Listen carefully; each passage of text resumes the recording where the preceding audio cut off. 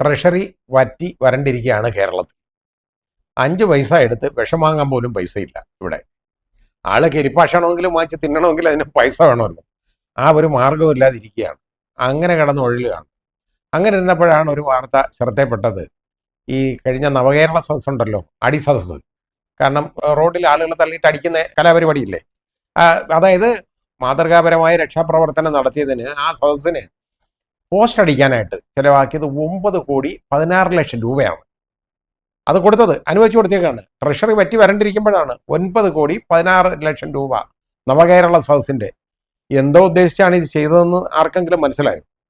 അത് നവകേരള സദസ്സ് നടത്തി നാട്ടുകാരെ എടുത്തിട്ട് അടിച്ചപ്പോൾ കിട്ടിയ തിരിച്ചടി ഉണ്ടല്ലോ കഴിഞ്ഞ ഇലക്ഷൻ. അത് കഴിഞ്ഞിട്ട് ഇതിന് ഇത്രയും പണം കൊടുത്തു. ഒരു പണവും ഇവിടെ ഒന്നും ഇല്ലാതിരിക്കുകയാണ്. ക്ഷേമ പെൻഷൻ കൊടുക്കുന്നില്ല. അങ്ങനെ ഇരിക്കുമ്പോഴാണ് ഇവിടെ ഈ നവകേരള സദസ്സിന്റെ പോസ്റ്റർ അടി, അതിന്റെ കാശ് കൊടുക്കുന്നത്. അതിന്റെ ഇടപാടൊക്കെ തീർക്കണം അവർക്ക്. അത് നിർബന്ധമുള്ള കാര്യമാണ്. കാരണം അത് വാക്ക് പറഞ്ഞ് വാങ്ങിച്ചു പോയതല്ലേ, പോസ്റ്റർ അടിപ്പിച്ചതല്ലേ. ആ മുഖ്യമന്ത്രി ചിരിക്കുന്ന മുഖവും അല്ല നമ്മൾ കാണുന്നതല്ലേ.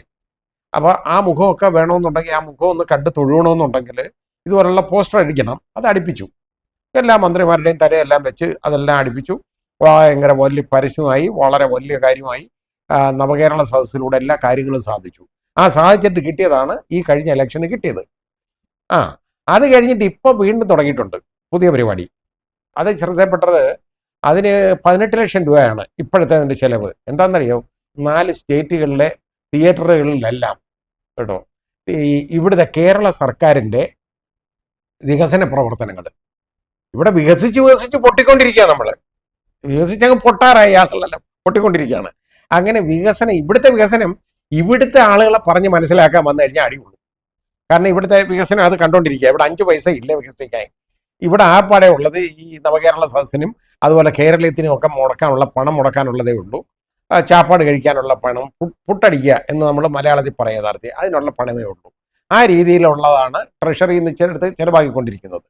അല്ലാതെ വേറെ വികസനം ഒന്നും ഇവിടെ ഇല്ല. ഇവിടെ എന്താ ക്ഷേമ പ്രവർത്തനം നടത്തിയ? ക്ഷേമ പെൻഷൻ പട്ടിണി കിടക്കുന്നവർക്ക് കൊടുക്കാൻ പൈസ ഇല്ലാത്ത സംസ്ഥാനം. എന്നിട്ട് പിച്ചച്ചട്ടിയായിട്ട് കേന്ദ്രത്തിന് മുമ്പിൽ പോയിക്കൊണ്ടിരിക്കുകയാണ്, എനിക്ക് അത് വേണം ഇത് വേണം എന്ന്. ഇത് കാരണമാണ് ഈ ഉരുള് പൊട്ടിയിട്ട് പോലും അവർ ഒരൊറ്റ രൂപ പോലും പ്രഖ്യാപിക്കാത്തത്. കാരണം ഇവിടെ ഇവരെ വിശ്വാസമില്ല അവർക്ക്. ആ രീതിയിലേക്ക് പോയിക്കൊണ്ടിരിക്കുകയാണ്. അങ്ങനെ ഇരിക്കുമ്പോഴാണ് പ്രതിച്ഛായ ഒന്ന് മെച്ചപ്പെടുത്താൻ. എന്തെങ്കിലും ചായ ഉണ്ടെങ്കിലല്ല പ്രതിച്ഛായ വരുത്തുള്ളൂ. ഇത് എന്തോ പ്രതിച്ഛായ എന്ന് എനിക്കറിയത്തില്ല. ഇവിടുത്തെ ജനങ്ങളുടെ അടുത്ത് ഇത് പറയാനൊക്കത്തില്ല. കാരണം ഇവിടുത്തെ ജനങ്ങൾക്ക് നല്ല ഈ പ്രതിച്ഛായ ധാരാളം ഉണ്ട്. ഇപ്പോൾ ആ പ്രതിച്ഛായ മെച്ചപ്പെടുത്താനായിട്ട് മറ്റ് 4 സംസ്ഥാനങ്ങളിൽ വളരെ അത്യന്താപേക്ഷിതമായ കാര്യമാണ് ഇപ്പോൾ ചെയ്യുന്നത് കേട്ടോ. ഇവിടുത്തെ സർക്കാരിന്റെ ഗുണഗണങ്ങൾ, അവരുടെ പ്രവർത്തനങ്ങളെ കൊണ്ട് അവരെ അതെല്ലാം ഈ വലിയ പ്രവർത്തനം നടത്തി അങ്ങനെ ചെയ്തു ഇങ്ങനെ ചെയ്തു എന്നൊക്കെ പറഞ്ഞ് മുഖത്ത് പെയിന്റും ഒക്കെ അടിച്ചുകൊണ്ട് ഓരോരുത്തർ പറയുന്നത് ഇപ്പം നമുക്ക് കാണാം. അത് ആരാന്നൊന്നും ഞാൻ പറയുന്നില്ല, അതൊക്കെ നമ്മൾ കാണുന്നുണ്ട് നന്നായിട്ട്. ബ്യൂട്ടി പാർലറൊക്കെ പോയി ഒരുങ്ങി റെഡി ആയിട്ടാണ് അങ്ങോട്ട് പ്രതിച്ഛായ.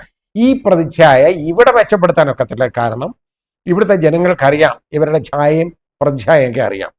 അതുകൊണ്ട് ഇപ്പൊ നോക്കിയപ്പോൾ എന്താണെന്നറിയോ, ഈ പാവപ്പെട്ട തമിഴിനെയും ആന്ധ്രക്കാരെയും ഇവരെയൊക്കെ കർണാടകക്കാരെ ഇവരെയൊക്കെ ബോധവൽക്കരിക്കാൻ പോവുക ഇവിടുത്തെ പ്രതിച്ഛായ. കാരണം ഇതുപോലെ ആവണം അവിടെ. ദയവ് ചെയ്ത് നിങ്ങൾ ആരും ഇത് അനുവർത്തിക്കരുത്. കാരണം അവിടെ ഉള്ള ജനങ്ങൾ ഇപ്പം നന്നായിട്ട് കഴിയുകയാണ്. ഇവിടെ കുത്തുവാള എടുത്തിരിക്കുക. നിങ്ങളെയും കൂടെ കുത്തുവാള എടുപ്പിക്കാനാണ് ഈ പ്രതിച്ഛായ അവിടെ കാണിക്കുന്നത്. അതിൽ നിങ്ങൾ വഞ്ചിതരാകരുത് എന്ന് എനിക്കൊരു അപേക്ഷയുണ്ട്. അതാ ചെയ്യാനുള്ള. കാരണം ഇത് ആ ജനങ്ങളെയും കൂടെ അവരിപ്പോൾ സുഖമായിട്ട് താമസിക്കുക കുഴപ്പമില്ലാതെ, അവിടെ അവരെയും പട്ടിണിക്കിട്ട് അടങ്ങൂ എന്നുള്ള വാശിയാണ് ആയിരിക്കാം. അല്ലാതെ ഇതുകൊണ്ട് എന്താ കാര്യം? ഇവിടെ 18 ലക്ഷം രൂപ ഇതിന് എന്തിന് കളയുന്നു, എന്തിന് നശിപ്പിക്കുന്നു ഇങ്ങനെ പണം? ചുമ്മാ ആണോ കേന്ദ്ര ഗവൺമെന്റ് പൈസ കൊടുക്കാത്തത്? കാരണം ഇത് ഇതുപോലെ തോന്നിവാസന എടുത്ത് ചെലവാക്കും എന്നുള്ളത് അറിയാം, അതുകൊണ്ടാണ് കൊടുക്കാത്തത്. അതൊന്ന് തിരിച്ചറിയണം ഇനിയെങ്കിലും. നിങ്ങൾക്ക് ചായയില്ല, പ്രതിച്ഛായയില്ല, ഒന്നുമില്ല. ഇനിയെങ്കിലും ജനങ്ങൾക്ക് എന്തെങ്കിലും സേവനമൊക്കെ ചെയ്ത് ശിഷ്ടകാലം നിങ്ങൾ കഴിഞ്ഞാൽ അടുത്ത ഇലക്ഷൻ ചിലപ്പോൾ എന്തെങ്കിലും കുറച്ച് സീറ്റൊക്കെ കിട്ടിയെന്നിരിക്കും. അതും കൂടി ഇല്ലാതാക്കാനുള്ള പണിയാണ് ഇപ്പോൾ ഈ ചെയ്യുന്നത്. ഇതൊക്കെ ഈ ബഹുമാന്യനായ മുഖ്യമന്ത്രിക്ക് ഒത്തിരി ഉപദേഷ്ടാക്കളുണ്ട്, ഉപദേശികൾ. ഈ ഉപദേശികൾ അദ്ദേഹത്തിന് ഉപദേശിച്ചൊരു വഴിക്കാക്കും. അതിൻ്റെതായിരിക്കും ഇതും ഈ ഉപദേശവും. അല്ലാതെ അദ്ദേഹത്തിന്റെ ബുദ്ധി തോന്നിയ കാര്യമാണെന്ന് എനിക്ക് തോന്നുന്നില്ല ഒരിക്കലും. ഇത് മറ്റ് സംസ്ഥാനങ്ങളിൽ കൊണ്ടുചെന്നിട്ട് 3-4 സംസ്ഥാനങ്ങളിലെ എല്ലാ തിയേറ്ററുകളിലും അങ്ങ് കാണിക്കുക. കേരള ഗവൺമെന്റ് കാണിച്ചു കഴിഞ്ഞാൽ എല്ലാം റെഡിയാവും. അവിടെ കാണിച്ചു കഴിഞ്ഞാൽ ഇവിടുത്തെ എല്ലാ പ്രതിച്ഛായ ശരിയാവും, ഇവിടുത്തെ കാര്യങ്ങളൊക്കെ റെഡിയാവും. ഇവിടെ നാളെ ഈ തേനും പാലും ഒഴുകാൻ തുടങ്ങും ഇവിടെ. കാരണം അത്രത്തോളം സുഭിക്ഷമായിട്ട് കാര്യങ്ങൾ നീങ്ങും. ഈ കാഴ്ചപ്പാടൊന്ന് മാറ്റുക, വികലമായ ഈ കാഴ്ചപ്പാടുകളൊക്കെ ഒന്ന് തിരുത്തുക. ഇതുപോലെ പോസ്റ്റർ അടിക്കാൻ 9 കോടി 16 ലക്ഷം രൂപ, അതുപോലെ തിയേറ്ററിനകത്ത് പരസ്യം കൊടുക്കാൻ ഇനി 18 ലക്ഷം രൂപ. ഇത് മാത്രമല്ല ഇനി വരാൻ പോകുന്നത്. ഇപ്പോൾ നമുക്ക് രാജസ്ഥാൻ ഗവൺമെൻറ്റൊക്കെ എല്ലാ ഫ്രണ്ട് പേജിൽ പത്രത്തിന് കൊടുക്കുമായിരുന്നല്ലോ ഇതുപോലെ. അവിടെ പൈസ ഉണ്ട്, അതുകൊണ്ടാണ് കൊടുക്കുന്നത്. അതുപോലെ നിങ്ങൾ ഇന്ത്യ മുഴുവനുള്ള പത്രങ്ങളിലും കൂടെ നിങ്ങളുടെ ഈ പ്രതിച്ഛായ ഒന്ന് വരുത്തണം. അങ്ങനെ കോടിക്കണക്കിന് രൂപ ഇവിടെയുള്ള ജനങ്ങളെ കൊള്ളയടിച്ച് നിങ്ങൾ കളയണം. അതാണ് നിങ്ങൾ ചെയ്യേണ്ടത്.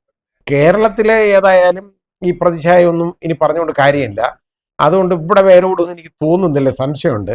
അതുകൊണ്ടായിരിക്കാം ചിലപ്പം ഉപദേശികൾ ഉപദേശിച്ചത് ഇനി ഒരു നാഷണൽ നേതാവ് എന്നുള്ള നിലയ്ക്ക്, ഒരു ദേശീയ നേതാവ് എന്നുള്ള നിലയ്ക്ക് ഉയർന്നു വരാനുള്ള ഒരു ശ്രമത്തിൻ്റെ ഭാഗമായിട്ട് ചെയ്യുന്നതാണോ ഇതെന്ന് സംശയിക്കേണ്ടിയിരിക്കുന്നു.